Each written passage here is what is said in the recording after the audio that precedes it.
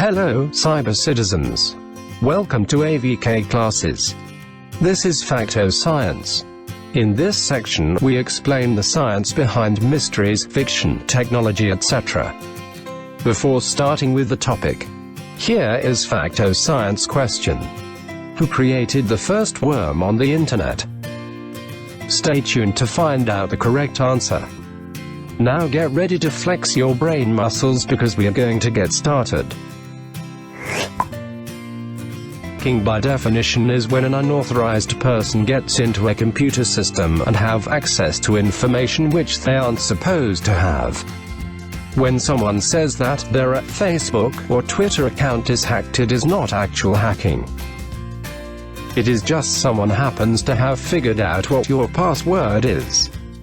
Hacking is much more than that.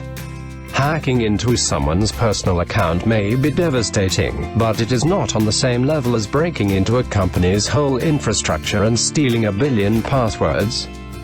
These large-scale attacks are difficult to happen, but they do happen.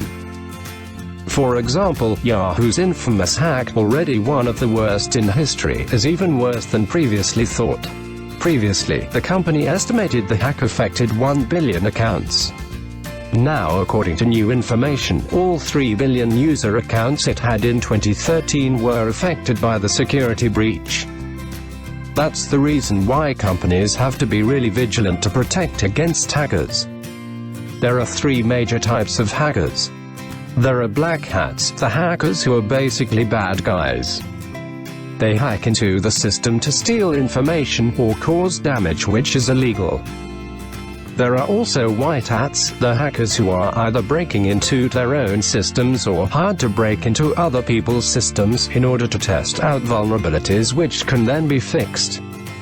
And then there are gray hats, who work basically on lines between black and white hat hacking.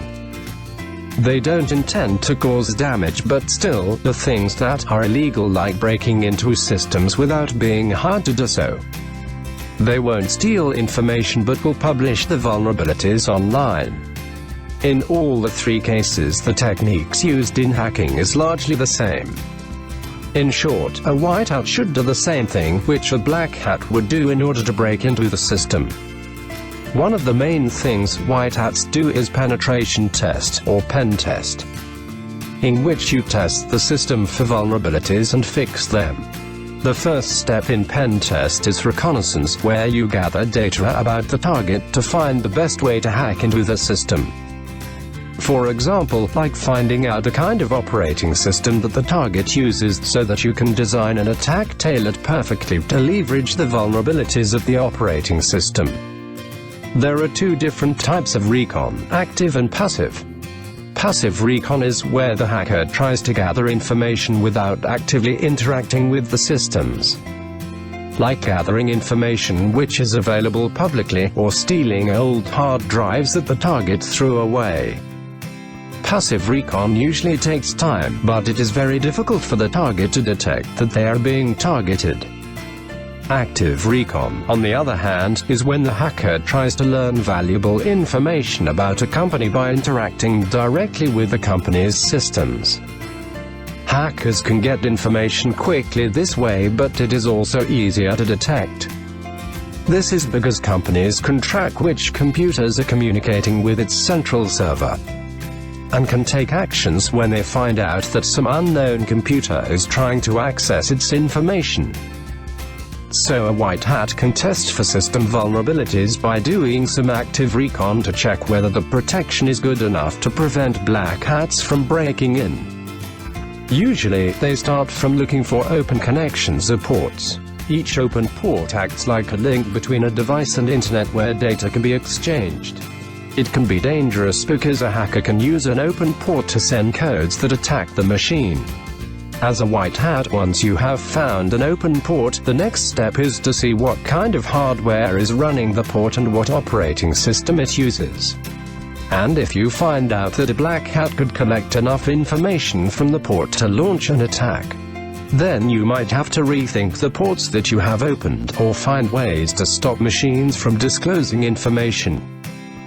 The best way is to close as many ports as you can. and one of the ways is to use a firewall.